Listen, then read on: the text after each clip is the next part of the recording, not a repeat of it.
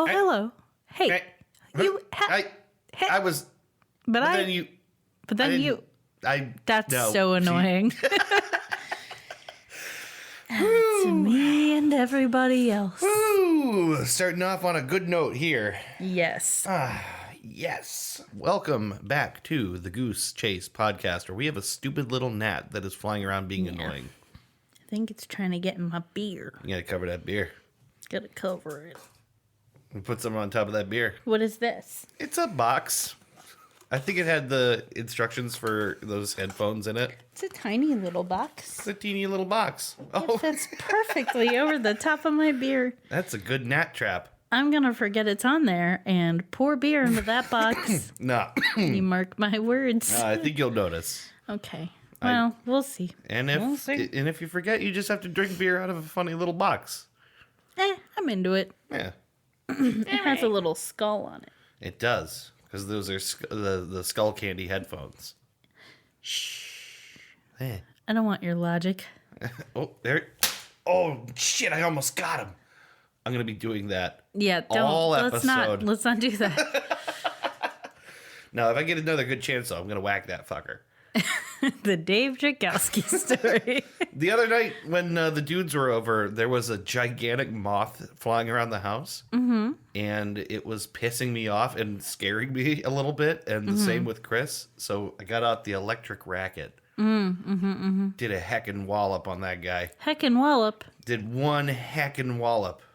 Wow. Sounds like he had it coming. Oh, yeah, he got smooshed. He got smooshed good. All right.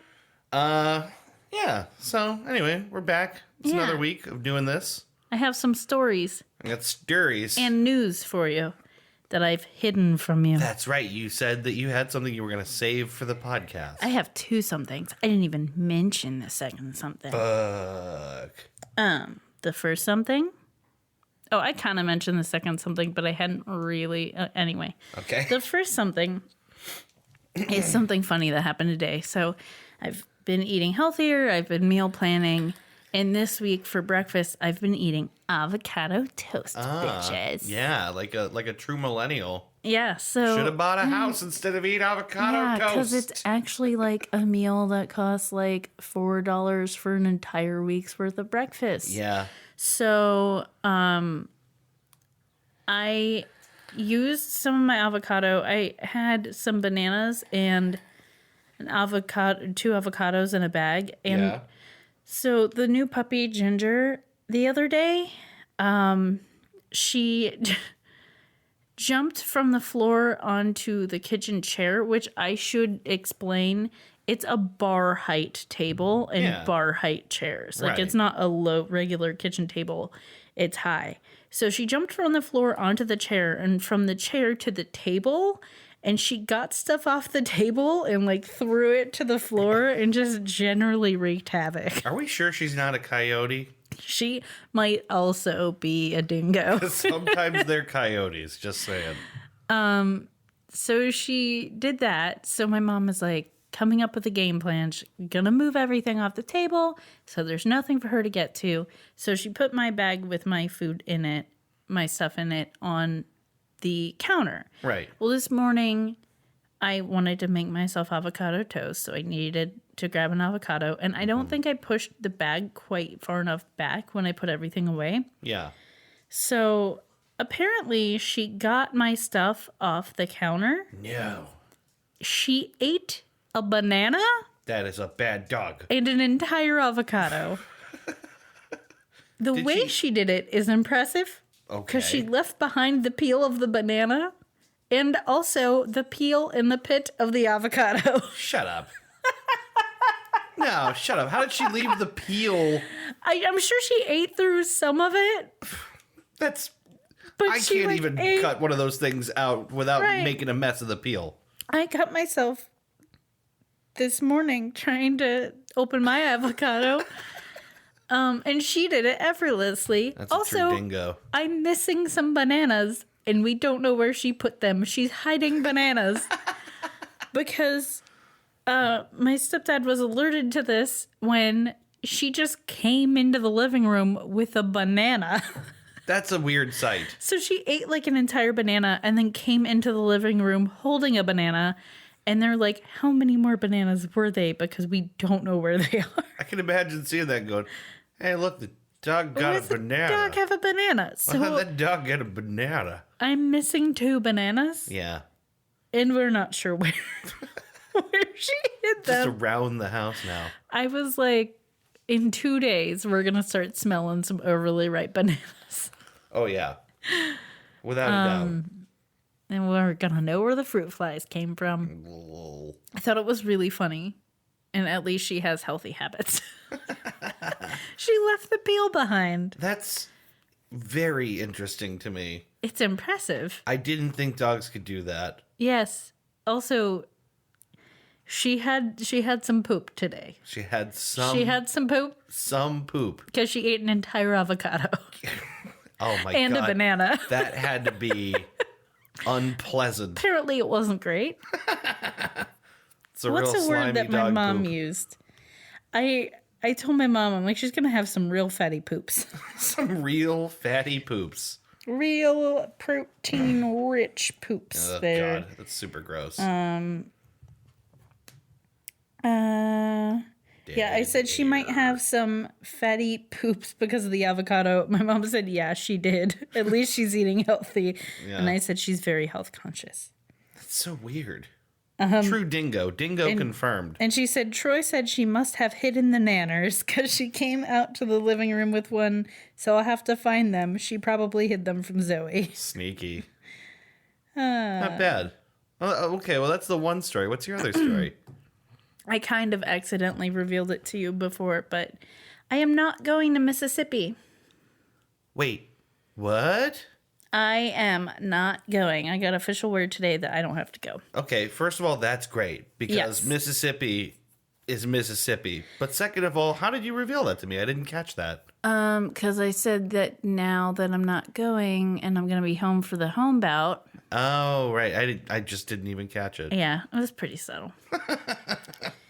Because I didn't even mean to tell you. You know, I gotta be honest. To save it. That's probably a good thing. Yeah, I think so too.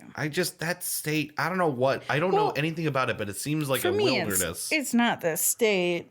It's just like being away from home for 2 weeks. Yeah. Missing derby practice, missing the first home bout of the season, missing this podcast, like in not really being able to come back home in between and not having anyone around. We could have done some really cute Skype podcasts. We could have. That'd have been real cute. I mean, I can still just go to Mississippi.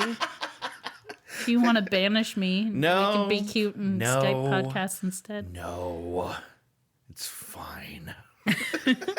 So do you have any stories for me? Has Boba hidden any bananas? No, man, you put me on the spot. I don't know. I don't think so. I mean, other than the fact that he's leaving whiskers around the house, which is weird. He has been leaving a trail of whiskers. Yeah, a trail of whiskers around. Yeah, I came into the bedroom and there was a whisker in the bed. And then you were cuddling with him on the bed and he left a whisker on your belly. Yeah, right. He's just like breaking them off his face. Yeah, it's rubbing very his face weird on to me. It's because he very forcefully rubs his head on things. Yeah, that's probably he just likes to rub his face on things. Yeah. I think I inadvertently got him like doing that more. I think it's something he already kind of did, but I like to rub his face a lot. Yeah. And now he just rubs his face on stuff. I wonder what that means. He's a weirdo. Yeah. No, I don't have many stories, although I did have an idea of something I wanted to maybe throw out there on the podcast. Yeah. And I was thinking about this because this is now, okay, so we're right in the dead center of spring now. Mm-hmm. And everything's really nice, and I'm very excited. I'm finally going to get back to brewing more beer. Mm-hmm. Right, which is something that I get really excited about every year. And last year I didn't do quite enough of it. And I'm really trying to make the most of brew time now. So I thought maybe it'd be interesting to throw out to our listeners if there's like a style of beer that you think would make an interesting Goose Chase brew. I was thinking maybe we could take some suggestions from listeners. Maybe we do another contest. Maybe another contest. Yeah, like the most sort of interesting beer style idea or recipe, and whatever we like the most, we'll actually brew it. And then if you're close enough, or we can find a way to get it to you, we'll get you a 6-pack of Goose Chase brew. Yeah, I'm thinking like style and name. Style, name, and then any additional flavors is what I was thinking. So give it a cool name. Sort of pick a style, something like, like in ales or IPAs or stouts. Yeah, like a weird Goes style, or like, like whatever kind of beer you can envision. Anything you think suits a podcast. It can be related to an episode we've done. Mm-hmm. It can be something we haven't done, but you think would be interesting. Yeah. It can be based off something we said. Sure. Or something we've talked about. It really anything goes. Yeah. And then the last component is flavors. So maybe it's a beer with, like an orange kind of zest, or maybe it's something with coffee in it, or something more exotic or weird, like something that tastes like it's aged in an oak barrel even. I have an idea. Yeah. Well, you are excluded from this contest, unfortunately. I know, but can I tell you my idea? Yeah, tell us your idea so that no one else does it. My idea is, I don't remember exactly what the quote was, but it's Buzz Aldrin, continue to use your fist judiciously, and it would be like a really hoppy IPA. Use your fist judiciously. Was that from this podcast? Yeah. That was really funny. Oh my God. It was pretty early on. A really hoppy IPA with a lot of punch. Yeah. Yeah. I dig that. Maybe we'll do that one anyway. The Buzz Aldrin's Judicious Fists Juiced IPA. That's actually really fun. I like that a lot. So if you're listening, don't do that one. We already have that one. Yeah.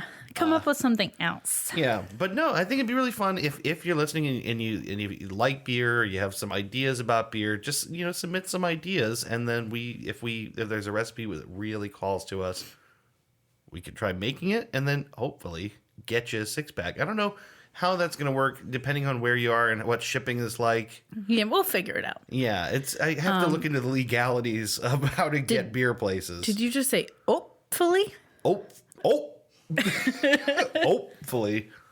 The Midwestern ope. So reliable. Yes. Tried and true. So anyway, yeah, send us to goosechasepodcast@gmail.com or on Facebook, or just anywhere you can get a hold of us, and let us know your ideas. Probably Facebook would be the best place. I'll put a post up so we can have everyone's ideas in one place. And you can also, of course, email them to us. Yeah. Or if you are in direct contact with us, you can message them too if you want. Yeah. I'll make a spreadsheet. All right. So anyway, that kind of does it for the opening, I guess, here. All right. Opening segment. Opening. Goose Chase, the opening. Yeah, we're going to have to use that again. Our opening segment. I love it. Christy, there's a game that I like to play very much, and I believe I've been told you like to play this game as well. Do you know what I'm talking about? Jenga. Not Jenga. Beer pong. Not beer pong. Air hockey. Still wrong. So wrong. I'm sorry. Do you want to tell me what it is? It's the news quiz, Christy. Oh, our famous news quiz. I forget our famous news quiz? Beer pong? I seem to remember that it's called something like Trues and Fnews. Yes, the most poorly named segment in the history of any podcast. The Trues and Fnews, True News, Fake News segment, in which I'm going to provide you 2 false stories, 1 true news story, and you have to guess the true news story. All right. You ready? Yes. All right. I thought you were going to say no. I've centered myself. I don't know what to do if she says no. All right. Here we go. Number 1. In Illinois, a domestic disturbance call leads officers to find a home filled with 30 live crocodiles, all of which were wearing bejeweled cowboy hats.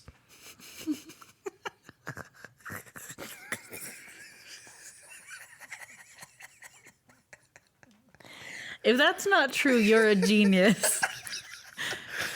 Number 2. Alabama's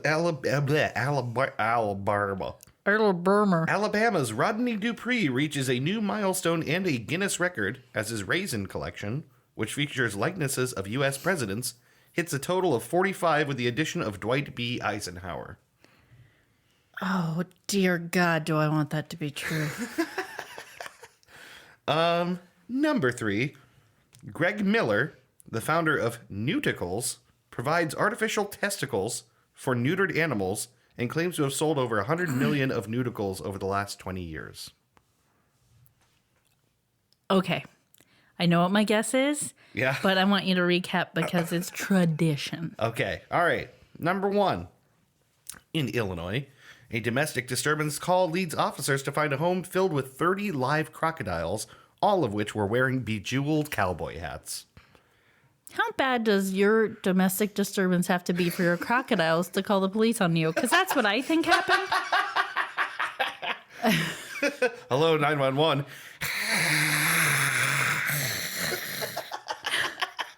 Excuse me, sir. What's your emergency? Oh my God, a domestic disturbance. Can you tell me the address? Speak, boy, speak. Yes, we'll be right there. We'll be right there. Number 2. Can I get a T-shirt of a crocodile with bedazzled cowboy hat on it? Oh yeah. There may already be one out there. Number 2. Alabama's Rodney Dupree reaches a new milestone and a Guinness record as his raisin collection, which features likenesses of U.S. presidents, hits a total of 45 with the addition of Dwight B. Eisenhower. And number 3. Greg Miller, the founder of Newticles, provides artificial testicles for neutered animals and claims to have sold over $100 million of Newticles over the last 20 years. That's my winner. That's your winner? That's my winner chicken dinner. It's the fake testicles guy. Fake testicles guy? Yeah. All right. Final answer? That's my final answer. I just feel it in my soul, and it might be wrong, but it just feels so right. You got it. Yeah. Only that idea could actually make that much money. Like, I just was like, immediately I knew. A set of custom animal balls runs from $300 to $600 on average, and for the elephant he made a pair for, I don't know why, it's like $2,000. For giant fake elephant balls. Do you typically neuter elephants? And that's the thing, is why would you? Aren't they all like getting rarer and rarer? Yeah. Why is this elephant missing his testicles? I don't know. This is a mystery. Yeah. It needs to be solved. Next episode of Goose Chase. Here's what I think probably happened is another elephant ripped that elephant's balls off. Oh, no. Because we wouldn't do that. Not to an elephant. I mean, those balls would be bigger than you. They'd be huge. Those are some big balls. I'm guessing they're like softball or not softball, like volleyball sized balls, right? I'm guessing human-sized balls, like human being-sized balls, not the size of a human's like balls. Puny human testicles on a gigantic. No, like two Daves knocking next to each other on the undercarriage of an elephant. In the fetal position. Yes. Yeah, there's some big balls. I'll say that. Yeah. Let me. Should I look up how big elephant balls are? You know what? You don't have to do that. I kind of want to. All right. Do you want to transition into the middle segment and I'll report back? I was going to say I could talk a little bit more about this Newticles company. Oh yeah, sure. Just to say that the company founder, Greg Miller, right? Apparently he's got this really sad story, this backstory. Not that sad. About animal testicles? Well, what happened was he had this dog that he loved very much when he was younger, and one day the dog ran away. And he got really upset and freaked out. He thought his dog was gone forever. He found it miles away, and it had chased after like a girl dog that was in heat. And he realized, I have to neuter my dog. But he really didn't want to do it to the dog. He had grown very attached to his dog's testicles. And so had the dog, to say, nothing of Greg's own connection to his dog's balls. So anyway, he has this idea to replace dog testicles with these artificial things. And apparently they've been making new designs over this time period. They've been getting better and better. He's been banned from certain countries, and he's really weirdly proud of that. I don't know. And wow, that's a huge elephant scrotum. Thank you. I found this other picture that made me laugh. So, is it another scrotum? Nope. Oh, weird. Just elephants fucking. It's a meme of elephants fucking, but yeah, right. in two pairs, and they're kind of like facing each other. And the bigger elephant says, "Fuck yeah, son," and the smaller elephant says, "Fuck yeah, dad." That's really weird. Oh, why'd that make me so happy? But anyway, yeah, Nudicles apparently make a hell of a lot of money. Apparently, the Kardashians requested some for their dog, and they got the cheapest damn dog balls you could buy. He called them the clackers. Little metal ones. The Kardashians skimped on the dog balls. I couldn't believe it. That just seems like... You're going to buy fake dog balls and not buy the good ones? Yeah. I mean, they're called the clackers. I imagine they do exactly that. Yeah. I imagine they tink, tink, tink together when they run around. That'd be weird. Wouldn't it? I don't want your dog to those tink, little tink, desk tink. toys are like... But this does open up an opportunity. Which is? Maybe Nudicles will sponsor us. We can get Boba a brand new pair of balls. Listen here. This is Goose Chase speaking in support of Nudicles. Testicles for your neutered animal. You know what? I listen to podcasts. I hear the same ads over and over and over. Ain't no one talking about Nudicles. Yeah, no one's talking about Nudicles. I think that's an injustice. And Nudicles, we can help you with that. You know, I'm here. You know what? I'm gonna throw down the gauntlet right now and say, you know what? Squarespace, get out. Blue Apron, don't want you. But no, Nudicles. We do want Nudicles, but also maybe like Squarespace and Blue Apron. Don't listen to her. We're all about Nudicles. I don't want your delicious food or your beautifully designed website. I just want some fake animal testicles. Yeah, I don't know what I mean, in our defense, I want all of it. Yeah. I want it all. Yeah. As Queen once said, I want it all, and I would like it very soon, please. Yeah, they were very polite, that band. They were very polite. Not demanding. Not flashy. So, okay, what did we say? Oh, we were going to talk about for the middle segment some exciting stuff. Something came in the mail for us today. We have some news. We have some. This is trues, I assure you. This is mail trues. Yeah. We received in the mail today a package from the Principality of Sealand. Woot woot. I could not be more excited. We opened it up. What we received is an official sort of a packet of materials from Sealand, a sort of like a welcome letter type thing, a bunch of informational materials. Yeah, information on Sealand itself, its history, some photos, and perhaps most interesting, and I wasn't quite expecting this for some reason, but they really brought the official feel to this thing. Mm-hmm. We have a contract to send back to be authorized by the Prince Regent Michael. We have a land contract to sign. We have an actual land contract. I'm not really great with understanding exactly how far apart degrees of latitude and longitude are, what they translate to in terms of actual scale. But we have a map that shows approximately where the position of our 1 square foot of Sealand water territory is. And it's essentially to the southeast. Yeah, it's in the ocean. It's definitely not like on Sealand proper. Yeah.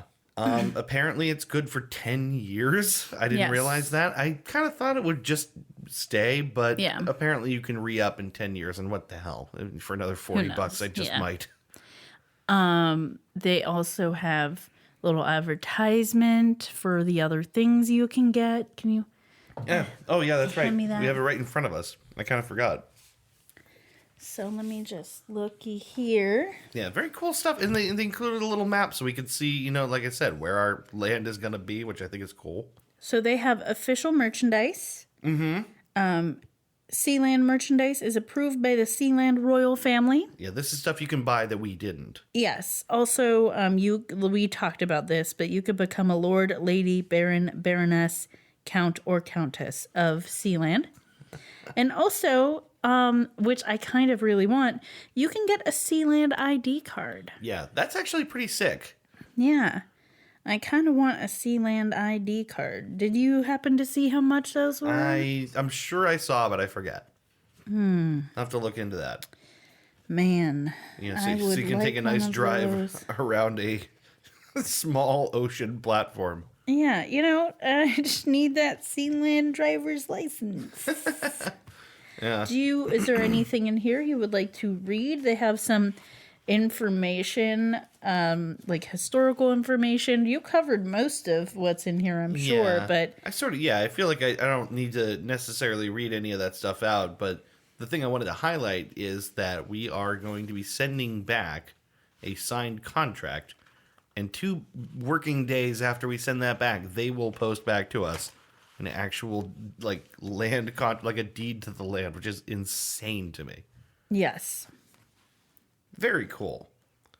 There are some interesting facts in here that we didn't necessarily touch on. Okay.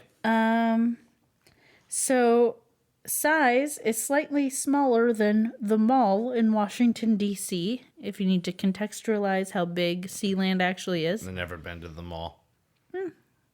I mean, there's a JCPenney and like... Is there actually the mall in Washington, D.C. is just a tract of land. It's not all right, a mall in I know that how way. dumb this is, but I really kind of didn't ever understand what the mall was. It's just land. Okay. It's like open area. There is a mall in Washington, D.C. Yeah? From what I remember when I went when I was 13, but it's not on the mall. It's like elsewhere.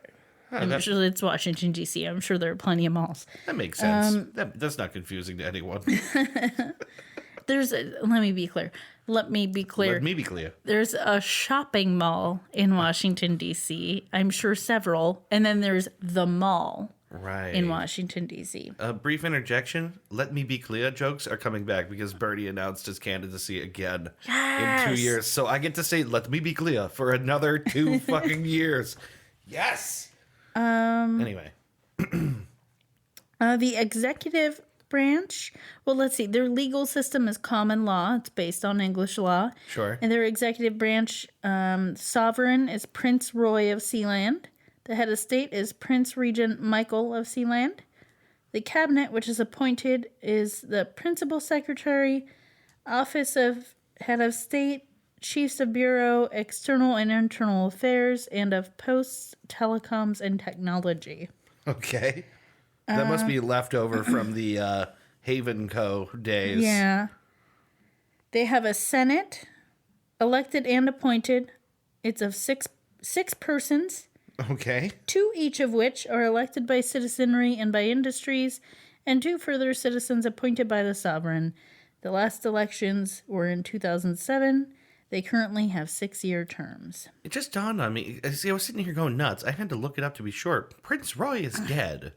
Why is he still listed as the head of state?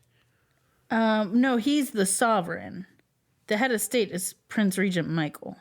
Oh. I think that's kind of just like... like an honorary? They're sovereign, they're founder. Yeah. They're Kim Il-sung. They have a flag, which TJ posted on our... he commented on our Sealand episode in the comments. Yeah. It is black, white, and red. Yeah. And it's kind of like at a diagonal. There's like a white stripe from the bottom left to the top right corner, and then it's red above that white stripe, and black below the white stripe. Let me see, anything else? I mean, no, we did a whole thing on Sealand, They do have a song. They have a song. I think it's just like an actual song, but they've adopted it. It's Y Mare Libertas, or From the Sea Freedom. Actually, no, that's not a song. That's just their like motto. Yeah, it's on their crest.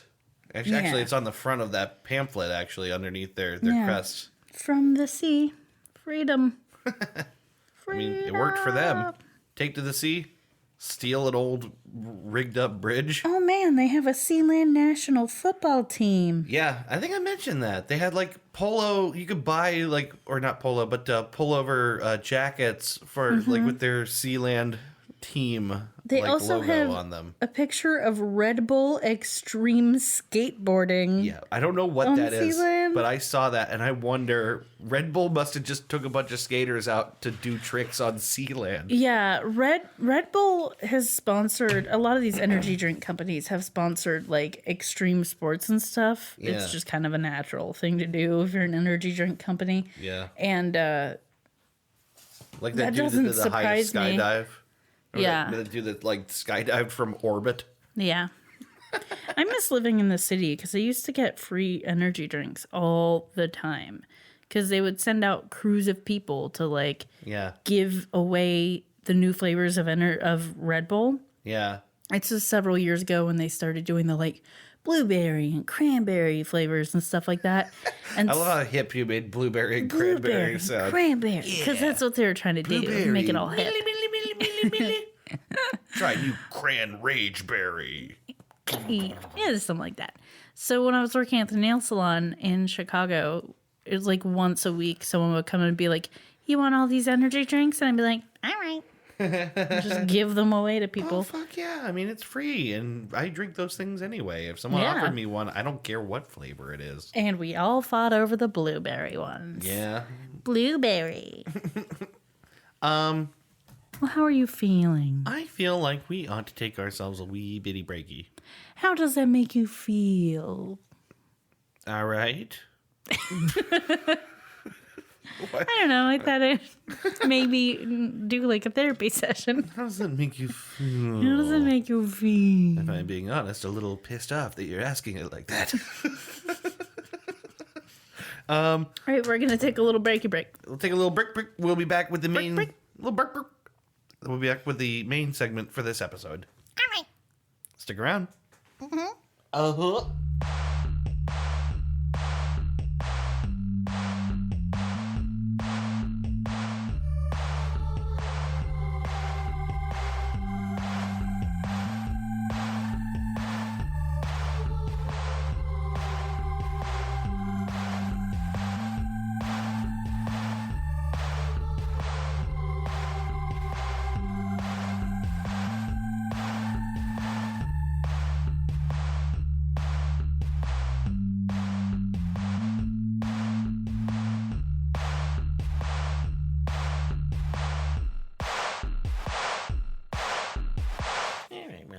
Okay, yeah. All right, yeah, fine, all right.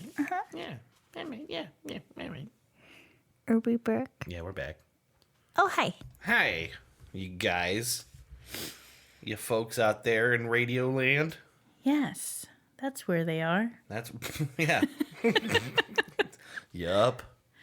So let's all focus. Focus. We're just going to take a big breath in and a big breath out. And we're just going to keep doing that. Mm-hmm. And we're not going to eat any food because you know what? We don't need it. We just don't need food. Forever. I mean, you don't need food. And honestly, you don't even need water. Sometimes I just have a nice sip of tea. Yeah. Because I like tea. But you don't need water. But I don't need it. Only a dummy would think something like that. And that's who we're talking about today, because we're going to discuss breatharianism. Such a weird thing. Also, let me just say, please, you do need food and water. Yeah, let's start from At the there. top. Start from there. You definitely need food and water.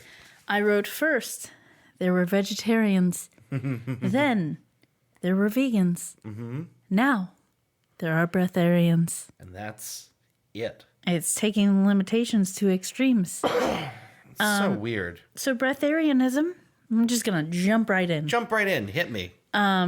It's also called Inedia or Inedia. It's Inedia. It's the Latin word for fasting. Yeah. It's the belief that it is possible to live without consuming food. Some people say food and water aren't necessary. Some just say food. They exist on prana, which is the vital life force, and they say it sustains them. Sunlight is a main source of prana. So it's not really breatharianism. Maybe it should be called like sunlightinism. Yeah, it's that's the impression I got, is they think they photosynthesize or something. Essentially, I wrote, humans can't photosynthesize. Yeah, right. Prana. And I just want to say, like, we talk a lot of pseudoscience on here, and we make a lot of jokes when we make light of it. But this is a prime example of the fact that pseudoscience isn't always just silly. Yeah. Like on the David Wolf episode, we started to delve into that a little bit with how pseudoscience can plant some very bad ideas. Mm-hmm. But this is downright dangerous. Yeah. Pseudoscience isn't always silly and harmless, and breatharianism is the proof of that. Yeah. Breatharianism is considered deadly by many scientists and medical professionals. Yeah. Adherents have died from starvation and dehydration. Humans need food and water to live. So, like, they call prana the life force? Yeah, that's like a Hindu term. Okay. Like, in the Hindu religion, and then it's kind of something that's new agey, been adopted. Okay. You know? So it's like kind of a very old idea made kind of new. Yeah. Okay. So, yeah, so we know that humans need food and water to live, yet breatharianism continues. So this is the science. Nutritional science proves that fasting for extended periods leads to starvation, dehydration, and death. Yeah. In the absence of food, your body burns reserves of glycogen, body fat, and muscle.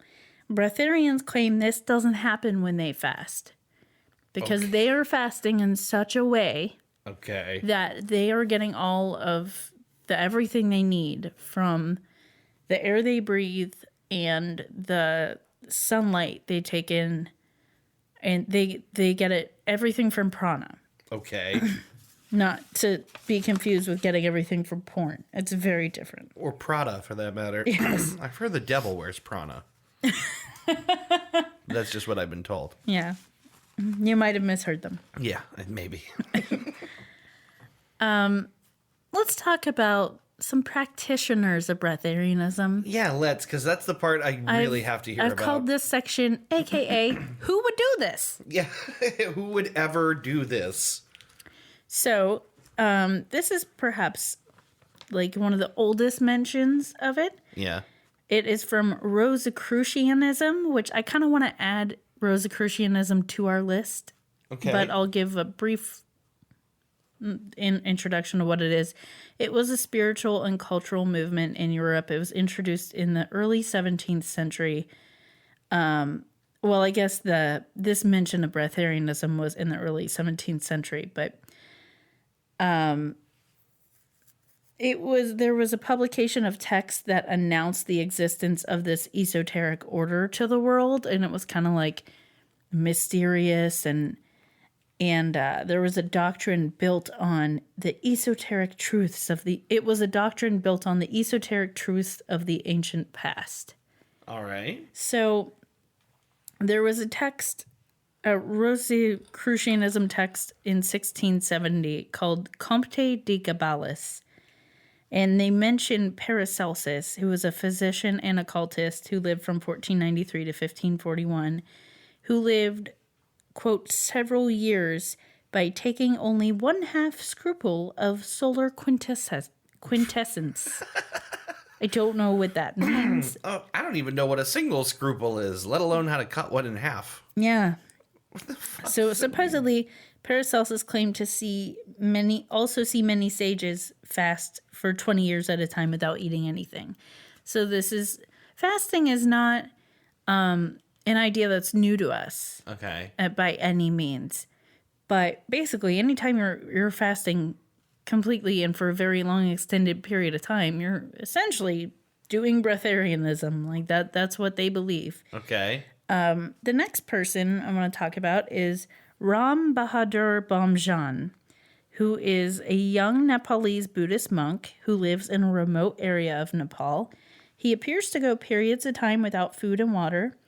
There was a 2006 Discovery Channel documentary made about him. There's a lot of documentaries I mentioned in here, and I would like to watch some of them. Yeah. But this one is called The Boy with Divine Powers. And in it, they claim Bumjan did not move, eat, or drink during the 96 hours of filming.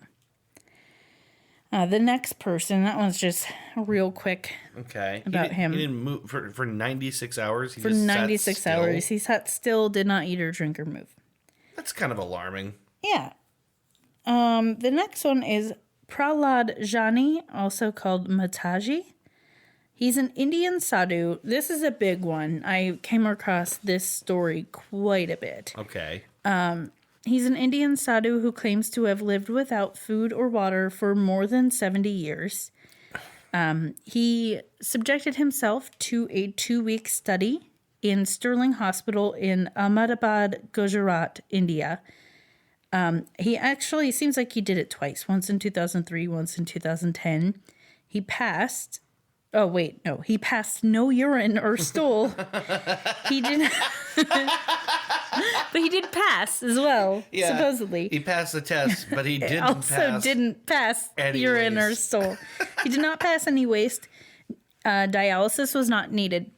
That's the thing that kind of comes up is if you're not getting rid of waste, if you're not drinking plenty of water, you can go into kidney failure. Yeah. And so they mentioned he did not require dialysis and he did not have any food or water.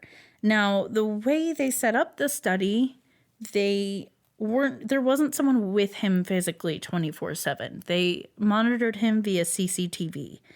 Now, it's been mentioned that he moved out of camera sight at times. Yeah. The only access he supposedly had to any liquid was when bathing or gargling, which it's like, you're telling me he couldn't take a little sippy? Right. I'm suspicious of that too. He also met devotees and he also left the room to go outside and sunbathe. So he had opportunities to sneak some crackers. Yeah. Or, have a little sip of water. Or sneak a secret pee on the lawn. Yeah. Maybe even a poop on the lawn. Maybe a poop on the lawn. So, the Indian Rationalist Association, this group came up a lot, and I'm real into them. The Rationalist Association? Indian Rationalist Association. That friendly acronym, IRA. Yes. The president is Sanal Edamaruku. He was not allowed to be involved in this study. He apparently wanted to be involved in this study. I take him to be kind of like a James Randi type. Oh. Of very logical and wanted to have his hands on the study to make sure it was handled properly and actually was a true study of what was happening. Right. And he was not allowed to be involved. I can imagine maybe some reasons why, but okay. He felt like Prahlad Jani had some friends in powerful places. Yeah. That protected him from having the Indian Rationalist Association involved in the study. Yeah. I will come back to that study a little bit later. Okay. The next person I'm going to talk about, I devoted a full fucking page to her. Okay. Because there's a lot here. Her name is Jasmine, but her birth name is Ellen Grieve. Okay. She's Australian. Okay. She was in the 1990s. She was a very prominent advocate of Breatharianism. I did a quick search of her recently. It seems like she's still at it. Okay. She claimed, I can go for months and months without having anything at all other than a cup of tea. My body runs on a different, at this point I said, on Duncan. My body runs on a different kind of nourishment. Yeah. So in 1999, there was an Australian 60 Minutes program on her where they challenged her to go a week without eating, and they would basically have her on camera and document this. When they did the interview, they went to her house. Her house was stocked with food. Supposedly it was for her husband and daughter, not for her. Well, nice that she doesn't make the husband and daughter do it too. Yeah. On the third day of her going without eating, it was very difficult, and she claimed that the pollution where she was being kept in a hotel, was making it very challenging, and that she needed fresh air. She said, I asked for fresh air. 70% of my nutrients come from fresh air. I couldn't even breathe. So they relocate her to a mountainside retreat, and she continues to deteriorate. Okay. After 4 days, Beres Wink, which is a great name, she's the president of Queensland branch of the Australian Medical Association. She urges her to stop the test. Yeah. The thing she was seeing that worried her is that Jasmine's pupils were dilated, her speech had slowed, she was 10 to 11% dehydrated, her pulse had doubled from when they began the study. She feared that she was going to go into kidney failure. Yeah. And she warned that 60 Minutes would be culpable if they encouraged her to continue doing this. Yeah. So they called it off. Yeah. They basically, it's irresponsible to encourage others to do something so detrimental to their health. Yeah.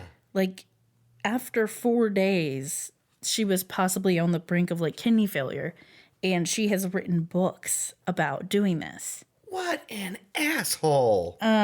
So also, Jasmine's response was still, even after basically failing after 4 days to prove that she can really sustain herself without eating and drinking water, said, look, 6,000 people have done this around the world without any problem. I tried to find the whole 60 Minutes program. I didn't look too hard, but I wasn't able to find it with a quick search. Yeah. Although there were YouTube videos that had clips of it, and I did watch one of those videos, and she's insisting one of the clips I saw shows Beres Wink basically giving her assessment of like, no, like your body's shutting down. This is really bad. Yeah. She had lost weight already in that 4 days and looked gaunt. And she was still claiming up and down she was fine and this wasn't a big deal.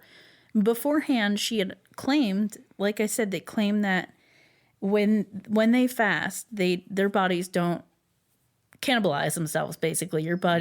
Their body doesn't use itself as fuel. So she claimed that during all these times that she's fasted and not had water, not had food, that she's not lost weight because of it, because she is sustained by prana. Oh my God. But she lost like at least 4 pounds or something in this 4 days. No kidding.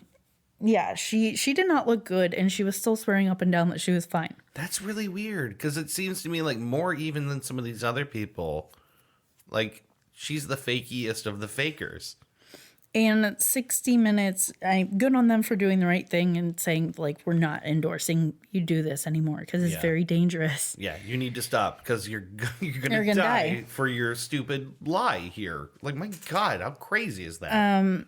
In 2000, Australian skeptics awarded her with the Bent Spoon Award, which is an award given for the most preposterous paranormal or pseudoscientific piffle. She also, the same year, received the Ig Nobel Prize for living on light. I've heard of that, the Ig Nobel Prize. Yeah, it basically, it's like a spoof of the Nobel Prize. Yeah. She claims her beliefs are based on the writings of Saint Germain, and she says that some people's DNA has expanded from 2 to 12 strands to absorb more hydrogen. She was offered $30,000 to prove her claim with the blood test. Yeah. And she came back and said, I wasn't referring to myself. I said some people, not me. Yeah, because she was too afraid of finding out she has very, very normal DNA. Yes. So. Wow. There's a documentary called No Way to Heaven. And in it, a Swiss chemist named Michael Werner followed Jasmuheen's books and claims to live several years without food. The documentary, they mentioned 2 attempts at scientific verification of his claims, but the word attempts make it seem like those weren't entirely successful. Yeah. Clearly. And as of 2017, 5 deaths have been directly linked to Breatharianism as a result of Jasmuheen's publications. And she denies responsibility for those deaths or for, any bad things that could happen to people trying this. Man, you thought you were mad at David Avocado. Right? I mean, it's really, really hard to justify telling people they don't have to eat. Mm-hmm. Like, I honestly, of all the crazy things we've talked about on this podcast, this might be the most transparently stupid. We've been talking a lot about food and health and our diets. Yeah. And I was meditating on that the whole time I'm doing this, just thinking about how hard it is to even do minimal calorie restriction. Right. Like, your body needs fuel, and Yeah. food is fuel. And some food is better fuel than other foods, but you need it. Yeah. You need something. Maybe- Eat a goddamn apple or something. Like, just, you need to eat something. You can't not eat or get some kind of physical nourishment. I can believe that there are people that feel hunger differently and maybe barely experience hunger, but I can't believe that those people don't waste away immediately like everyone else. Yeah. And like to try and maintain that just seems like so ridiculous to me. Yeah, it just gets weirder and weirder. The next person, I'm done with Jasmuheen. So for now, at least. So the next person is Wiley Brooks. He's the founder of the Breatharian Institute of America. In 1980, he was featured on a TV show called That's Incredible. I wonder what that show was about. Mediocre shit. Yeah, it's kind of boring. So that's how he came into the public eye. Okay. It said, I use Wikipedia a lot for this information. It said he recently stopped teaching, but there wasn't like verification on when. Yeah.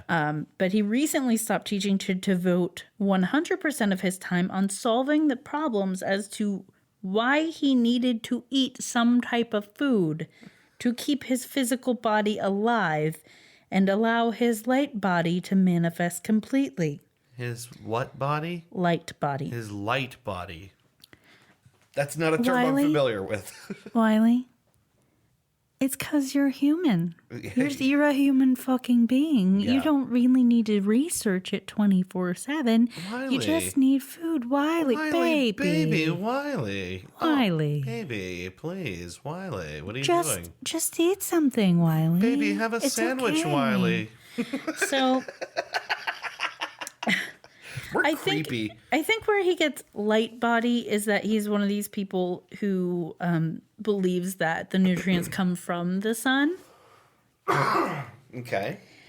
The 4 major deterrents, he claims, that prevented him from living without food are people pollution, food pollution, air pollution, and electro pollution.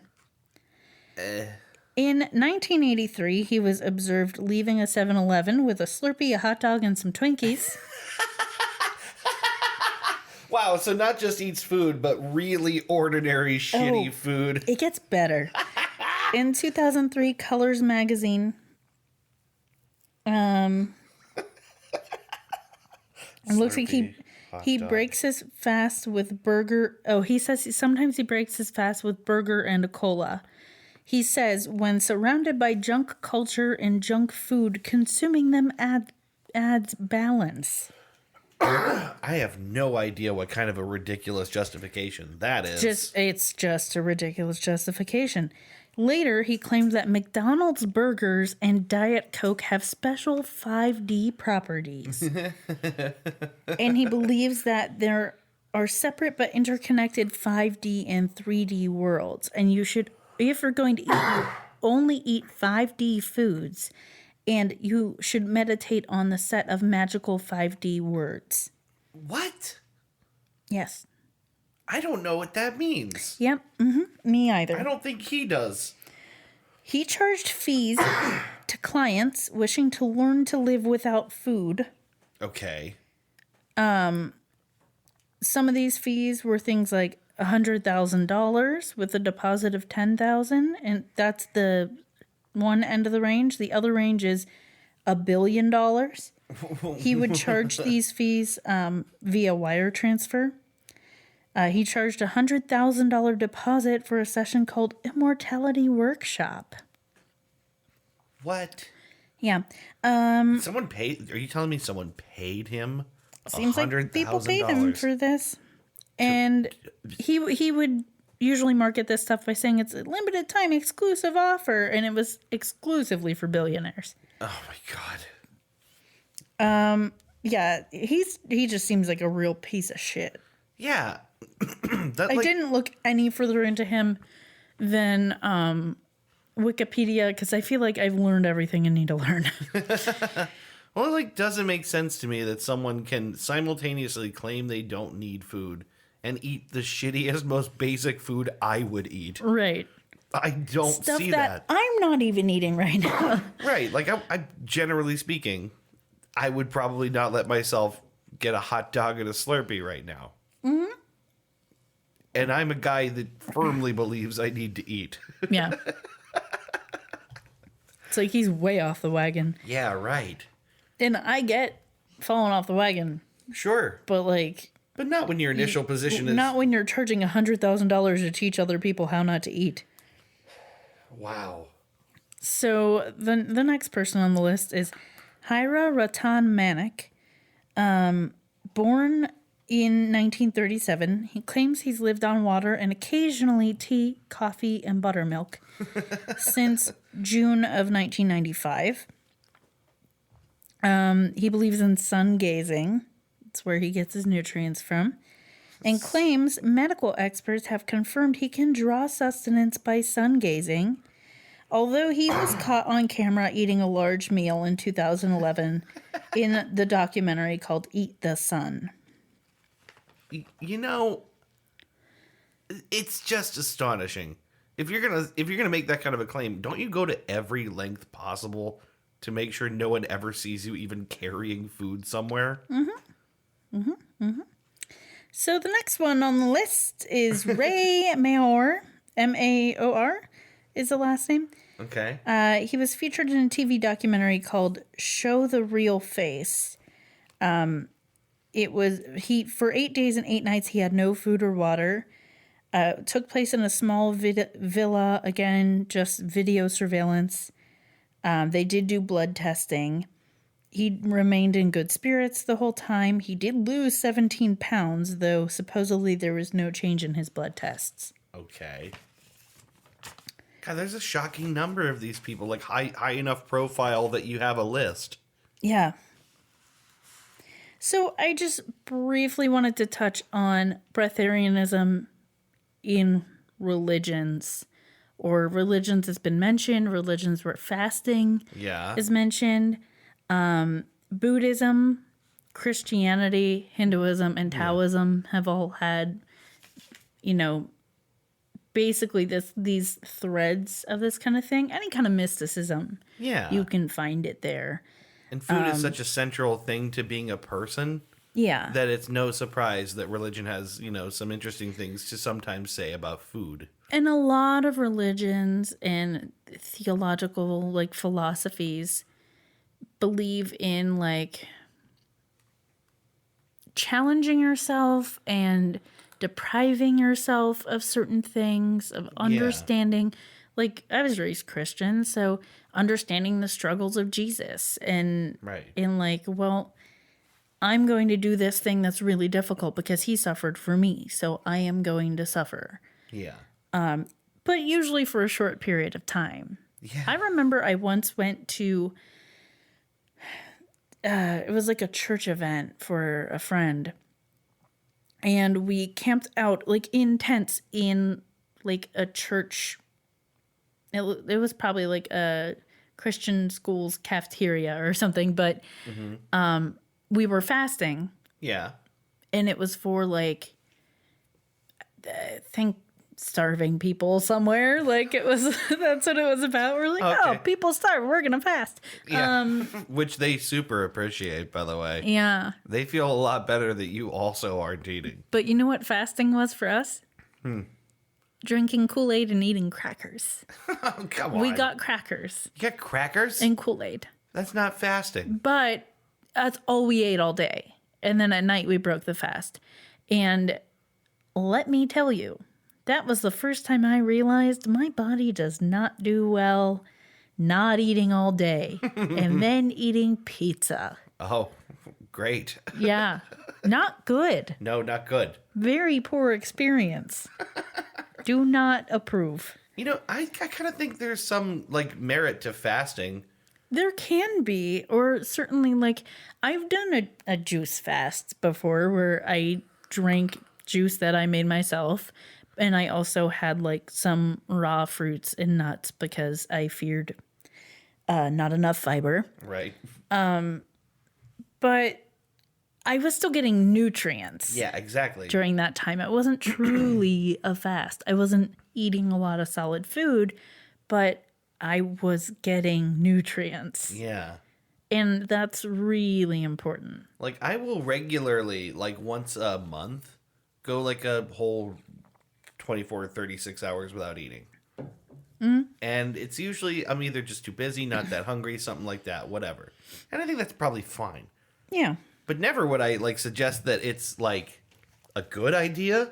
It just kind of happens. And never would I mean, who really thinks they can do that for their whole life? And there are, like, diets that focus on intermittent fasting and stuff. They're kind of popular right now. But all of that is very different than thinking it's sustainable.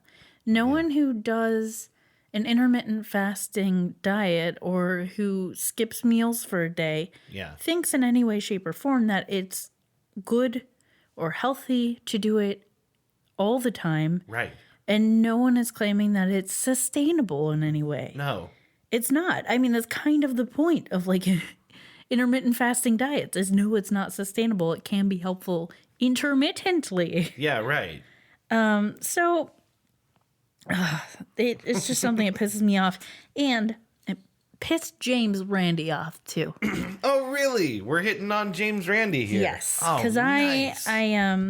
When I was looking up videos, we love James Randi. When I was looking up videos on YouTube, I saw his pretty face pop up, and I decided to go back to his video.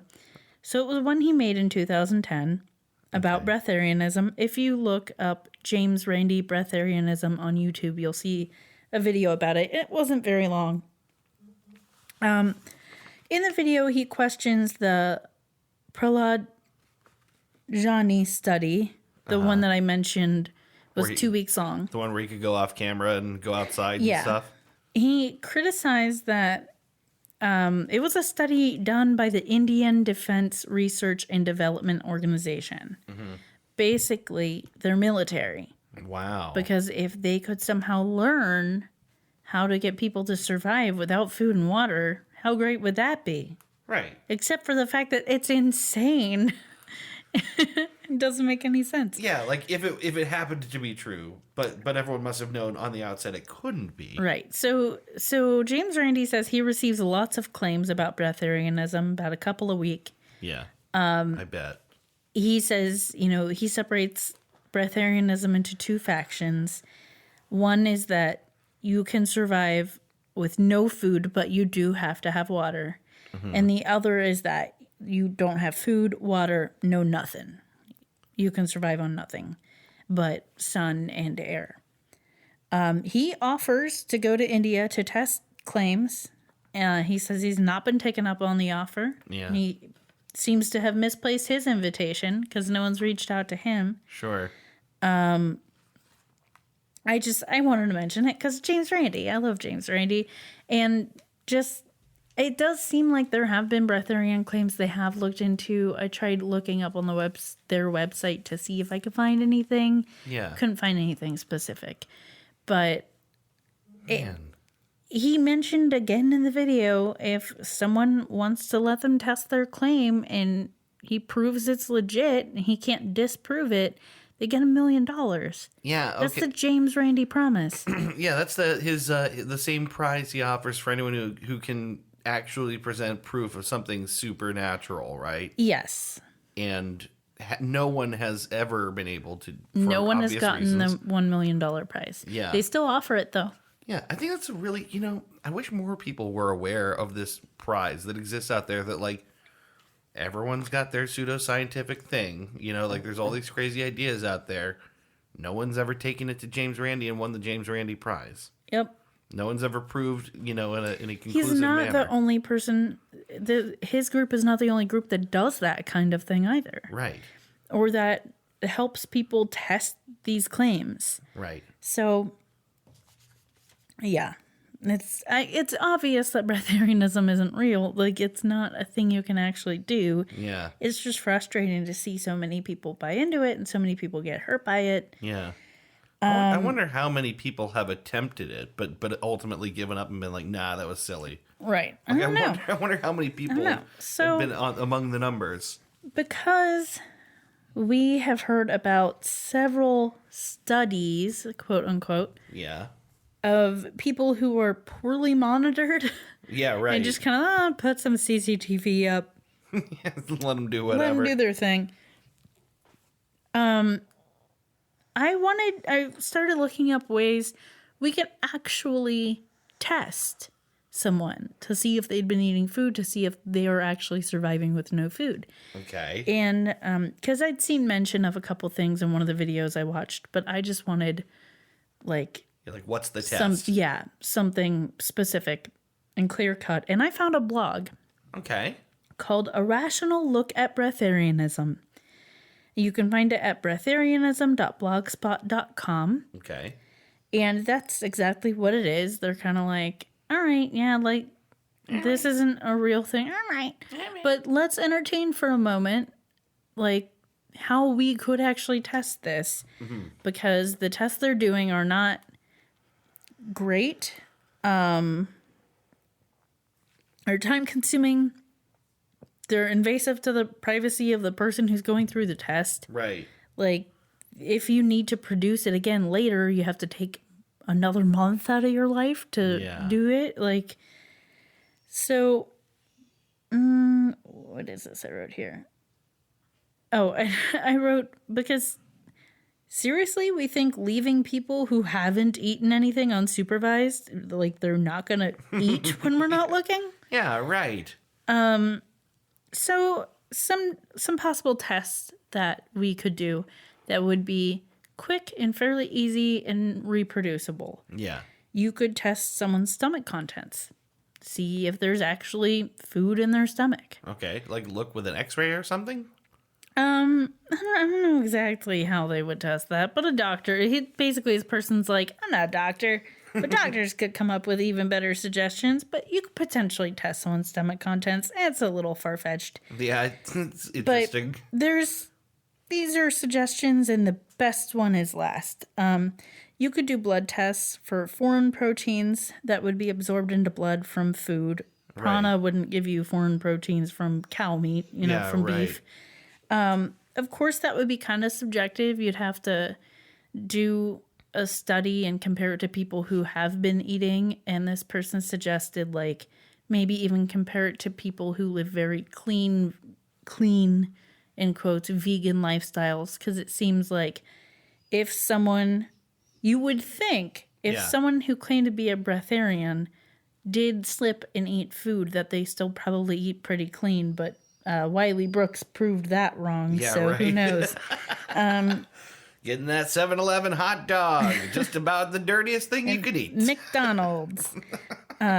You could test for toxins, like the real version of toxins, like heavy metals, pesticides, that are found in food. Yeah. So someone who is not ingesting food might have lower concentrations of that, but of course you would have to come up with a comparison of, people who are ingesting food regularly and what that looks like. Hold on, I'm going to throw a pen under this table. This dog is whining over there. Whoop! No, that did not go anywhere. Well, it was worth a shot. The final test and the most definitive would be to test for carbon dioxide when someone exhales. Yeah. Because we produce carbon dioxide as a byproduct of oxygen metabolizing glucose from food. Mm-hmm. So if you're not eating food, you're not metabolizing glucose. Okay. And you wouldn't produce carbon dioxide. Okay. All you would have to do is breathe into a bag and then get a carbon dioxide meter, place it in the bag, and see if there's carbon dioxide. Really? Yep. And that's what they suggested doing in one of the videos I watched about, what's her shit? About Jasmine. Wait, so if you aren't eating, you're producing low CO2? If you're not eating any food, you wouldn't be producing CO2 at all because your body wouldn't ever be digesting anything. And CO2 is a byproduct of that process. So, like, you fasting for a day, you're still going to produce carbon dioxide. Okay. Because your body is still probably in the digestive process still of something you've eaten. But if you've gone 70 fucking years, you're not going to produce carbon dioxide. If you've gone several weeks, you're probably going to produce lower carbon dioxide, if any. So that's kind of the point of that. Is like, it's a simple test. It's not invasive. Yeah. It's pretty easy and cheap for anyone to do. And it would take like 5 minutes. That's really interesting. So why not do that? Why subject yourself to not eating for a week in front of cameras for 60 minutes or not eating for 2 weeks in front of CCTV for an Indian Defense Organization when you could just do a simple test to show that you're not actually ingesting food? See, this is where I wish I knew more about what happens in your body. That blog did have another article about what happens when you like digest food and stuff and how that all relates. And they say they're not like a scientist. They're just someone else who's interested in it and knows a little bit about it. Yeah. But certainly we could do a little more research on that. Yeah, because I wonder if like fats and proteins that your body, like when it starts eating itself, I wonder if those break down into glucose. That is a good point. You know? Because I'm just wondering what that... Because I figure if you didn't eat for a really long time and you breathe out... I don't know if they could break down into glucose. I don't know. This is the thing I don't know. They could break down into basically calories that could be consumed, but I don't... Like, carbs become sugar, but I don't think, like, proteins can become sugar. Yeah, I don't know. This is where, like I said, I wish I knew more about the body. Anyone knows more about this, let us know. Yeah. But I think it's pretty definitive that all breatharians are liars. Well, they're just full of shit, and we all know it.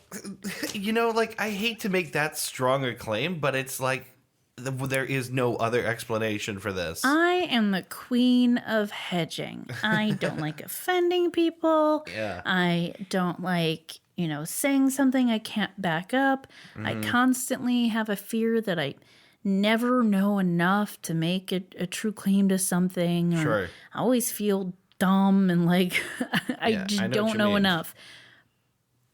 I am perfectly confident in saying anyone who claims that they exist on sunlight and water alone is lying. Yup. They don't survive on sunlight and water alone. Yeah. They're eating something. And that's perfectly fucking normal and okay. But don't say that you aren't and write books about how not to and how you aren't and how it's this great thing and prana and all this stuff and get other people killed. Yeah. Because they follow your advice because they think it's a spiritual way to live or whatever, for whatever reason that they stumble into this. It's dangerous. Yeah. And how could you not feel culpable for that? It makes me feel for the people that I'm sure are out there whose kidneys got wrecked trying this for a handful of days before they realized it was just not possible. Yeah. Because that definitely happened, right? There's people who've died. Yeah. There's people who've died. I'm sure there's people who've fucked themselves up and maybe they didn't die. Yeah. But yeah, it's messed up. It is messed up. It's super messed up. But no, I am perfectly fine saying that they're liars. Yeah. Half the reason I listed some of the people I did in the practitioners section is just because of all the stories of like, oh, they're caught on camera eating. Yeah, They were caught eating. Yeah. Shoving Big Macs in their mouths and shit. I can't get over the 7-Eleven hot dog. It's just and so a Slurpee. funny. And a Slurpee. And Twinkies. And Twinkies. The worst combination of junk food. That's like shit that I would do. Yeah, right. In the middle of a goddamn like nervous breakdown. That's not shit that someone who sells seminar tickets for $100,000 a piece on how to live forever should be doing. Yeah. Wow. It's not by consuming Twinkies. No. Sneak peek there. That's just a hot take. Just a hot take. Twinkies don't make you immortal. Hot take. I don't know. Maybe they do. By the way, while we were talking here, I drew the Breatharian food pyramid. And it is just a triangle with a smiling sun inside. He's wearing sunglasses. With sunglasses, yeah. You know. His future is so bright he's got to wear shades. Wow. So that's Breatharianism. Wow. Wow. Oh, wow. Oh, wow. Wow. So that's Breatharianism, huh? Yeah. What a steaming pile of shit that is. In a nutshell. Yeah. That you won't eat. That you won't eat. You won't eat that nut. In a nutshell, you don't have to eat. Yes. And that's it. Well, that was great and I hope depressing. That was everything you wanted it to be and more. Yes, it was. Or less. I don't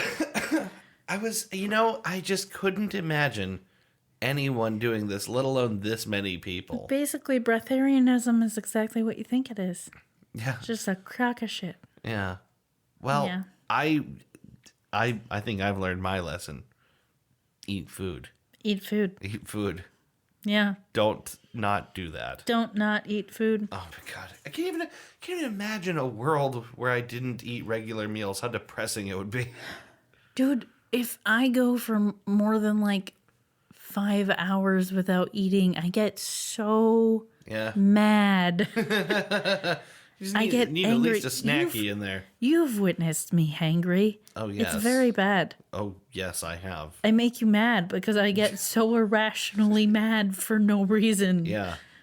Yeah, it's not good. Can you imagine me doing that for 70 years? 70 years. The one person claims. Oh, my God, that's just ludicrous. It's just old, rotting away me. Yeah, right. Angry all the time. And going, I'm fine. I'm fine. I just need to eat right now. I've been waiting 70 years. I need to eat right now. Waiter. I don't have time to wait in line for sushi. Where is my chicken soup? I ordered it in the 30s. Man, they said it would only take an hour to be seated at this Red Lobster, but it's been 70 years. I'm going to miss Lobster Fest. If you guys have anything to say about Breatharianism, you just let us know. Yes. If you want to talk to us about that contest with the beers, you just let us know. Yes, send us your suggestions for that. As always, please send us topics if you have anything that you'd like us to look into. We have a nice, steady running list of these, and we've used a lot of them. So please, by all means, if you have an idea for an episode, let us know. We want to hear it. Yes. But for now, that is the end of this episode of Goose Chase. Goose Chase. Thank you very much for listening. As always, we will be back next week with another episode. Talk to you later. Bye-bye. Bye-bye. Ah. You've been listening to Goose Chase. We are Goose Chase Podcast on Facebook and Twitter. On Twitter, our handle is @GooseChasePod. And our website is www.goosechasepodcast.com. If you have any topics you'd like us to research, please email us at goosechasepodcast@gmail.com. If you like what we do on the show, please rate and review us on iTunes and Google Play. Want to go on a goose chase? Ooh, yes.